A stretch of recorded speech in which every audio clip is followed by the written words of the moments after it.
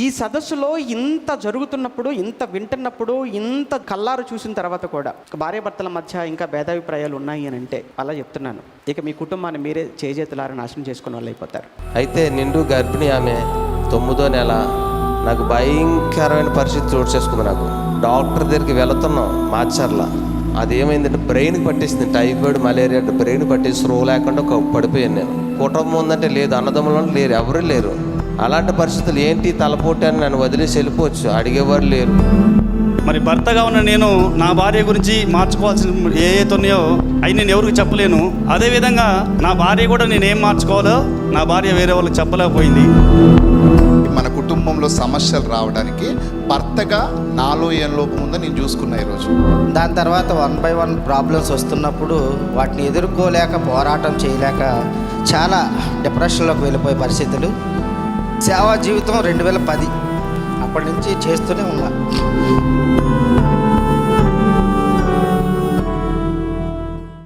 భార్యాభర్తల సదస్సు అంటే ఏదో రెగ్యులర్గా నెల జరిగే సెమినార్, బైబిల్ సెమినార్ కాదు ఇది.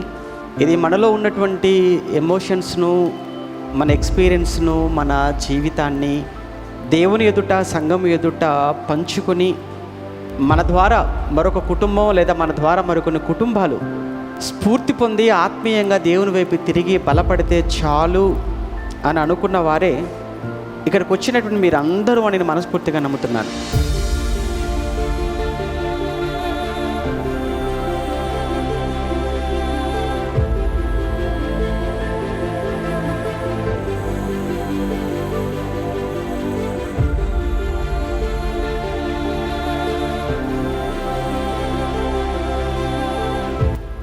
అందుకే భర్తలు ఎక్కడ ప్రాబ్లం, ఎక్కడ సమస్య, ఎక్కడ తప్పు చేస్తున్నారో, ఎక్కడ పొరపాటు చేస్తున్నారో మీకు అర్థమైపోవాలి.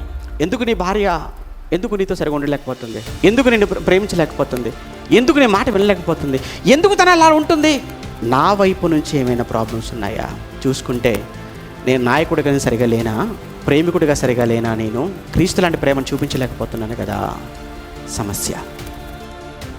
అంటే మనం కుటుంబము బ్రేక్ అయిపోవడానికి, మన కుటుంబంలో సమస్యలు రావడానికి భర్తగా నాలో ఏం లోపం ఉందో నేను చూసుకున్నా ఈరోజు. తనకు నువ్వే సమస్తం, తనకు తల్లివైన నువ్వే, తండ్రివైన నువ్వే, భర్తవైన నువ్వే, అన్నవైన నువ్వే, ఏ బంధమైనది నీతోనే. ఏ రోజు తన ఇంటి గడప దాటి నీ ఇంట్లో అడుగు పెట్టిందో కంప్లీట్గా నువ్వే అనుకుందంటే, నా తల్లి కంటే, నా తండ్రి కంటే, నా ఇంటి వారందరికంటే ఏమంటే మీరేనండి నాకు ఎక్కువ.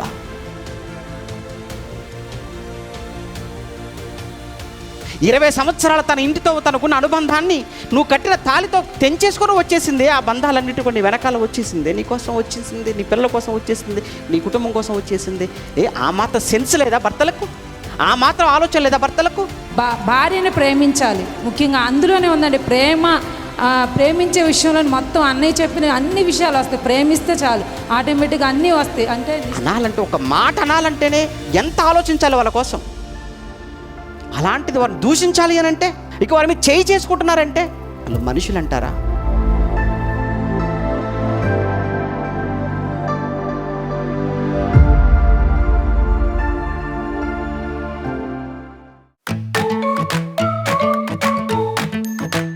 మీరు చేసేటువంటి యాక్టివిటీ ఏంటంటే, ఇప్పుడు ఇందులో వ్రాయగలిగిన వారు మీ అందరి చేతికి పేపర్స్ వచ్చాయి.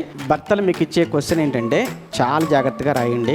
ఎందుకు రాయమంటున్నానంటే, మీరు రాసిన పేపర్ను కరెక్షన్ చేసేది ఎవరు అనంటే మీ భార్య కరెక్షన్ చేస్తుంది. అందుకే మీరు చాలా జాగ్రత్తగా రాయండి. ప్రశ్న ఏంటంటే, మీ భార్యలో మీకు నచ్చిన ఒక మంచి 5 లక్షణాలు రాయండి.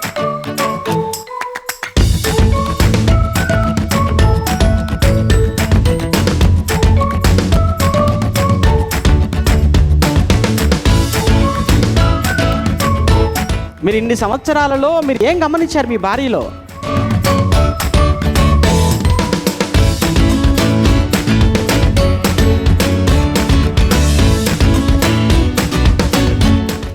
నెక్స్ట్ భార్యలుగా మీ భర్తలో మీకు నచ్చిన 5 లక్షణాలు, అది మీ భర్తలు కరెక్షన్ చేస్తారు పేపరు. ఇన్ని సంవత్సరాల ఈ దాంపత్యంలో మీ భర్తలో మీరు చూసిన మంచి లేదా, అవి రాయండి, మంచివి రాయండి. అందరు రాశారు కదా, రైట్. ఇప్పుడు మీరు ఎక్స్చేంజ్ చేసుకొని మీరు రాసింది మీ భార్యకి ఇచ్చేసేయండి, మీరు రాసింది మీ భార్యకి ఇవ్వండి, మీరు రాసింది మీ భర్తకి ఇచ్చేసేయండి, ఇవ్వండి.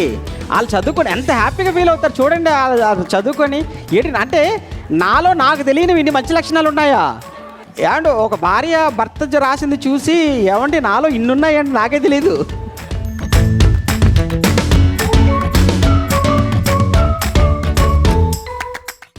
నా భార్య నాలో ఇన్ని మంచి లక్షణాలు చూసింది, నా భర్త నాలో ఇన్ని మంచి గుణాలు చూశాడా అని జీవితకాలం అంతా కూడా మీరు అవి చూసుకుంటే హ్యాపీగా బతికేయచ్చు. ఓకే, అందుకే ఆ పేపర్ ఏదైతే ఉందో దాన్ని జాగ్రత్తగా బైబిల్లో పెట్టుకోండి.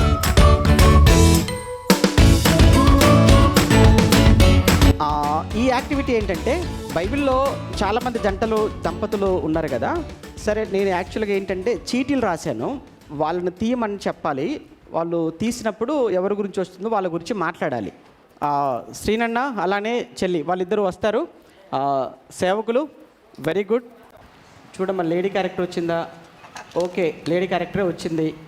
యోబు గారి భార్య. ఉదయం నుంచి ఇప్పటి వరకు ఉపేంద్ర అన్నయ్య గారి చేత చాలా విలువైన మాటలు విన్న సంగతులన్నింటికి విరుద్ధంగా యోబు గారి భార్య ఉంది. తన భర్తను అర్థం చేసుకోకుండా దేవుని దూషించి మరణము కమ్మని ఆమె సెలవిచ్చింది. అయినప్పటికీ కూడా తన భర్త సహనంతో మూర్ఖురాలు మాట్లాడుతున్నావు అన్నాడే కానీ నువ్వు మూర్ఖురాలివి అని డైరెక్ట్గా అనలేదు. యోబు గారిలో అంత సహనం ఉంది. నా పక్కన నిలిచిన నా భర్తలో కూడా అంత సహనం ఉంది. ఇస్సాకు టాపిక్ వచ్చి ఇస్సాకు.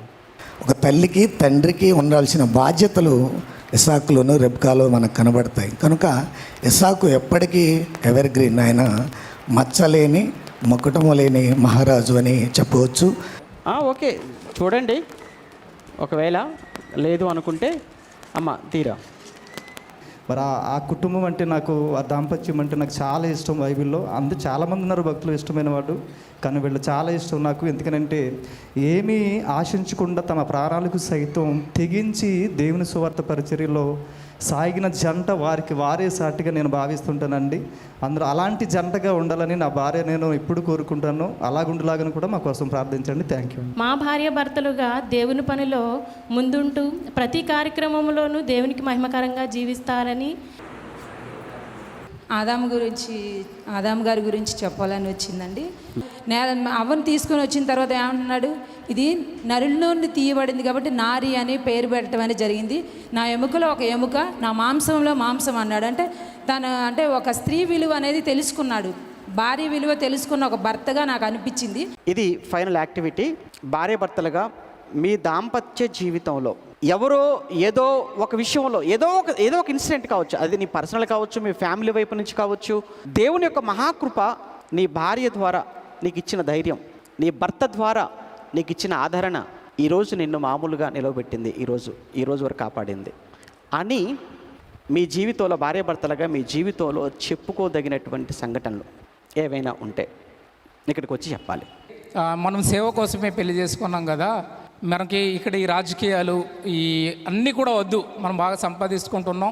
దేవుడు మీకు సేవ ఎక్కడ అప్పగిచ్చాడో అక్కడికి వెళ్ళిపోతానని దేవుడికి మీరు మాట ఇవ్వండి.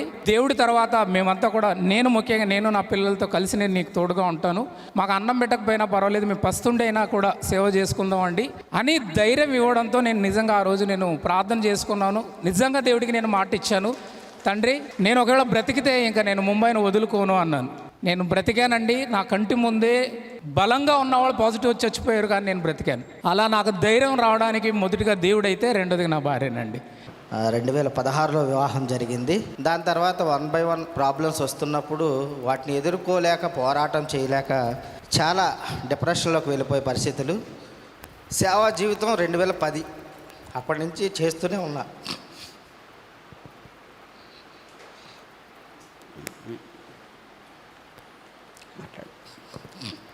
అలాంటి పరిస్థితుల మధ్య నా భార్య ఏ పనికి పంపించేవాడిని కాదు. ఒక 2 సంవత్సరం నుంచి నా కొరకు మరి స్త్రీని తీసుకొని సేవా జీవితం ఎప్పటికీ సంఘం మొక్కలవ్వకూడదు, సంఘాన్ని కాపాడుకోవాలని నాతో పాటు నా భార్య శ్రీనిధి, డోక్రా, వాళ్ళ అమ్మగారు ఊరు అనేక అప్పులు చేసింది నా కొరకు. మా తల్లిదండ్రుల కొరకు ఇల్లు కట్టాలని ఆలోచనతో సేవ పాడవకూడదు, సేవలో బలంగా నేను ఉంటాను అనే ధైర్యాన్ని ఇచ్చి ఈరోజు కూడా సేవా జీవితం ఏ ఒక్క రోజు కూడా ఆగకుండా ప్రయాణం చేస్తున్నారు. ఇలా మీ మధ్యకి వచ్చారు, చాలా సంతోషిస్తున్నాను అన్నయ్య గారు. అలాంటి పరిస్థితుల్లో ఒక అన్యురాలు, క్రీస్తు అంటే తెలియదు, అలాంటి ఆమె నన్ను ఎక్కడ తీసుకెళ్ళి తెలుసా? ఒక పాస్టర్ గారు దైవశాకుడు ఇంటికి తీసుకువెళ్ళింది. ఆ దైవశాకుడు చేరదీసి అక్కడే వైద్యం చేయించి నన్ను, ఆ బలహీన నన్ను నిలబెట్టాడు. అది దేవుని గొప్పతనం, దేవుడు సాయం చేసి. కానీ అక్కడ వరకు తీసుకెళ్ళి నన్ను నిలబెట్టిందంటే అది చచ్చినంత వరకు కూడా మర్చిపోలేని గొప్ప విషయం. అది హ్యాపీగా నిద్రపోవచ్చు నేను, ఎందుకంటే నన్ను అంత చక్కగా చూసుకుంటుందని నాకు ఒక నమ్మకం. దీనికి ముందు ఒక సెల్ఫ్ ఎగ్జామ్ ఒకటి ఉంది కదా, అదొక్కసారి డిస్ప్లే చేస్తాను. ముందు భర్తలకు చూద్దాం, తర్వాత భార్యలకు చూద్దాం. ఇక్కడ ఒకసారి భర్తలకు సంబంధించి డిస్ప్లే అవుతుంటుంది. నేను చదువుతాను, చదివినప్పుడు ఎస్ నో అనుకోండి మీ మనసులో. ఇది ఒకవేళ ఉంది అనుకుంటే ఇది నాకు ఉంది 1 అని వేసుకోండి. రెండో చెప్తాను, ఇది నాకు ఉంది అనుకుంటే 2, ఇది నాకు లేదు వదిలేయండి. నాకు ఉంది 3, ఇది నాకు లేదు వదిలేద్దాం. ఇది నాకు ఉంది 4, ఇలా వేసుకోండి. మొత్తం 15. ఇవన్నీ వాక్యానుసారమైనవి. ముందు భర్తలకు, నా భార్య సంతోషం, ఆరోగ్యం కోసం నా సొంత ఇష్టాలను, స్నేహితులను లేదా కొన్ని అలవాట్లను త్యాగం చేస్తున్నాను. ఒకవేళ చేస్తున్నది నిజం అయితే మీ మనసులో 1, మీ మనసులో 1, ఒక మార్క్ మీకు.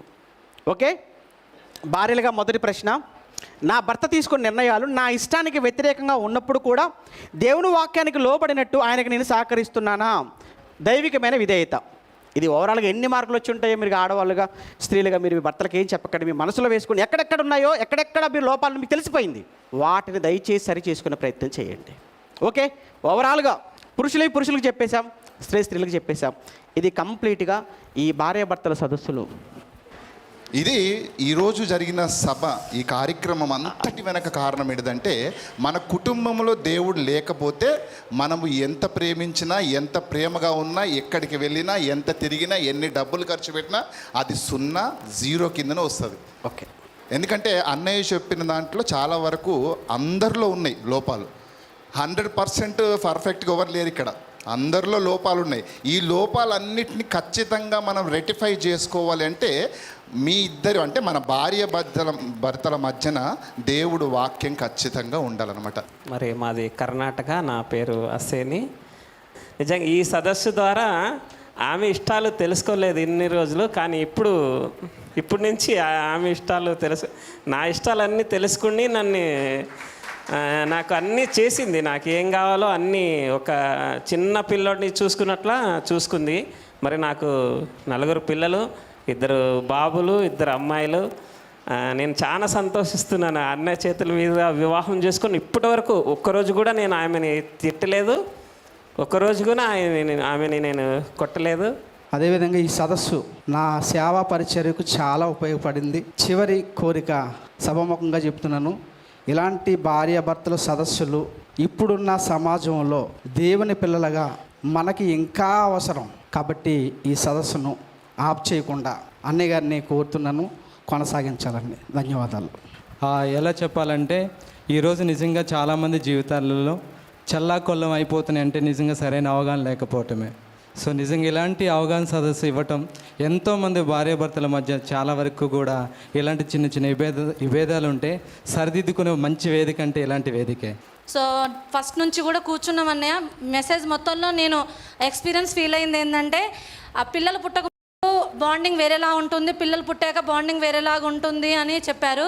నిజంగా అది నేను లోపల నెమరు వేసుకుంటున్నప్పుడు అనిపించింది ఏంటంటే, తనని కూడా ఒక పసిపిల్లలాగా నేను చూసుకోగలిగితే ఇంకా మా బాండింగ్ ఇంకా మరణం వరకు కూడా బాగుంటుంది. పిల్లల మీద పెట్టే ఎఫెక్షను భర్త మీద ఇంకా పెట్టగలిగితే అంతం వరకు కూడా బాగుంటుంది అనేది అయితే నేను గ్రహించగలిగాను. సో యాక్టివిటీస్లో అయితే నేను వేసుకున్న మార్క్స్ అయితే 14 వచ్చాయి. ఒకటే. మరి ఈ సభాముఖంగా మరి మనకి అన్నలాగా, తండ్రిలాగా, గురువులాగా మనలో ఉన్న సమస్యలన్నింటిని తీసివేసి ఎవరెవరు ఏమేమి మార్చుకోవాలో మనం అడగకపోయినా సరే మనందరిని ఒక దగ్గర కూర్చోబెట్టి మరి ఇన్ని మాటలు చెప్పి మన కుటుంబాలన్నీ కూడా సరిదిద్దుకోవడానికి చెప్పిన అన్నయ్యకు మరి ఈ అవకాశం ఇచ్చిన దేవుడికి కూడా కృతజ్ఞత తెలియజేస్తూ ఈ నా మాటలు ముగిస్తున్నాను. అంటే ఫస్ట్ రెస్పాన్సిబిలిటీ ఏంటంటే, భార్యలకు మొదటి బాధ్యత ఏంటంటే, దేవుడు చెప్పింది ఏంటంటే, మీ భర్తలకు మీరు లోబడండి. It's not a request, it's not suggestion. ఇది ఒక మనవి కాదు, ఇది ఒక సూచన కాదు, ఇట్స్ ఎ కమాండ్. అంటే అర్థం ఏంటి? ఇది ఒక ఆజ్ఞపూర్వకంగా ఇవ్వబడింది అని అర్థం. ఈ రోజుల్లో చాలామంది స్త్రీల్లో ఉన్నటువంటి ప్రాబ్లం ఏంటంటే, నేను ఎందుకు లోపడాలి, నేను చదువుకున్నాను కదా, ఆయన చదివాడు నేను చదివాను, ఆయన ఉద్యోగం చేస్తాను నేను ఉద్యోగం చేస్తున్నాను, ఆయన వ్యాపారం చేస్తాను నేను వ్యాపారం చేస్తున్నాను, ఏ విషయంలో తక్కువ, నేను ఎందుకు లోబడాలి ఆయనకు అంటే లోబడటం అనే దాన్ని ఏమనుకుంటున్నారు అంటే అదేదో ఒక అవమానము అనుకుంటున్నారు. నో, లోబడటం అనేది అవమానం కాదు. అది అంటే నువ్వు ఉద్యోగానికి వెళ్ళినప్పుడు, నువ్వు ఉద్యోగం చేసే చోట, నువ్వు పని చేసే చోట, నీ పైన ఉన్నటువంటి అధికారులకు నువ్వు లోబడుతున్నప్పుడు, అక్కడ లోబడిన నువ్వు, బయట ఉన్న అధికారం లోబడిన నువ్వు, నీ ఇంటిని నడిపించే నీ భర్తకు లోబడటంలో ఏంటి ప్రాబ్లం?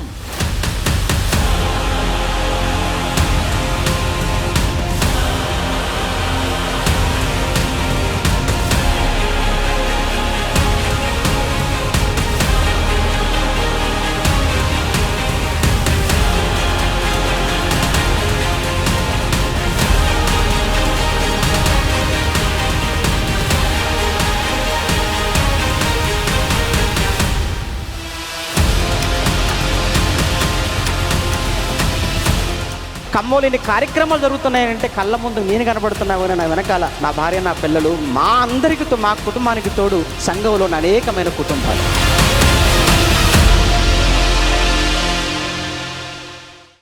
సంద్రంలో పడవ ప్రయాణం, బ్రతుకులోన భక్తి ప్రయాణం, తీరాన్ని చేరే గమనం, పరమునకు చేర్చే గమ్యం.